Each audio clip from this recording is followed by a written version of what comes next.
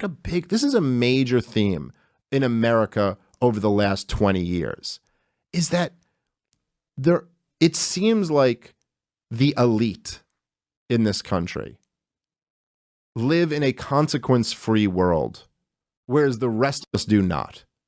So in the last 20 years in America, like what we were saying at the beginning about, when we were talking about whether there is justice for the bad guys or whatever. I mean, you had the weapons of mass destruction lies that lie us into a war that kills hundreds of thousands of people, that costs trillions of dollars, thousands of American dead, and just tears apart the world, led us into all of these other wars, just tore up a whole part of the world and tore at the soul of our country. Nobody went to jail for that. I mean, war crimes were committed. There's no debate about this. Like, people were tortured. Americans' civil liberties were violated. People were held indefinitely without lawyers. There's no consequences. Nobody's been prosecuted in the government for this. Nothing. You had the financial crisis where the government, conspires with these financial companies to just destroy the wealth of millions of Americans.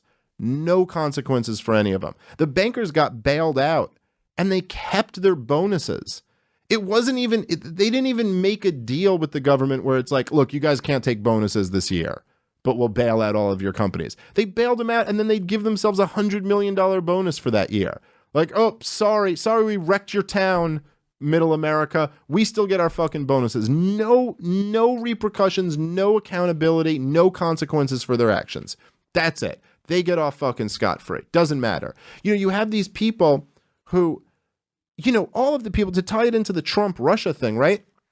I wonder, why is it you think that so many of the Obama deep state figures were so aggressively pushing this thing and so aggressively anti-Trump? Think particularly Comey, Clapper, Brennan.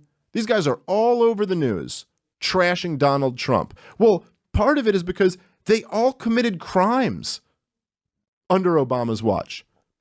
If there was any political will to go after them, you could put James Clapper in jail tomorrow. The guy testified before Congress that there was no mass bulk data collection going on at the NSA. Just said straight up, nope, it's not happening. While they were building the biggest data collection in the history of the world. Just says it. Brennan is fucking guilty of treason. The motherfucker was arming Al-Qaeda. Comey is like leaking FBI information to people and lying about it under oath. I mean, all of these guys, they commit these crimes scot-free. Nobody. The Clinton team who orchestrated, this whole fucking FISA warrant, none of these people go down. Now you have all these people pushing the Russia, conspiracy stuff. None of them go down. And meanwhile, in the same country where there's no consequences for the worst war crimes in generations, the worst financial crimes, and just lies to the American people, well, there's no consequences for them. There are serious consequences for everybody else on the other side. I mean, number one, we do live in the mass incarceration capital of the world. We're like 5% of the world's population and 25% of the world's prison population. Those numbers are a little bit off, but they're ballpark correct. It's not as if, if you're some person who's out of power and you commit a crime, we have no problem throwing the fucking book at you. We also, weirdly, live in this age of unforgiving, like, you could make a wisecrack that people think is a little bit racist and lose your fucking job over it. Like, for someone like Roseanne, there's no forgiveness for you. Like, if you're politically incorrect, if you say the wrong thing, if you're accused of a Me Too violation of some sort, you're like ruined. So it's simultaneously in this country, there seems to be this one group of people, the kind of well-connected elites who get away with whatever they want, and then everybody else who faces severe consequences for the slightest infraction. To think that we incarcerate more people than anyone else in the world, that we have all of these prisons, and we don't have one cell available for people who commit war crimes.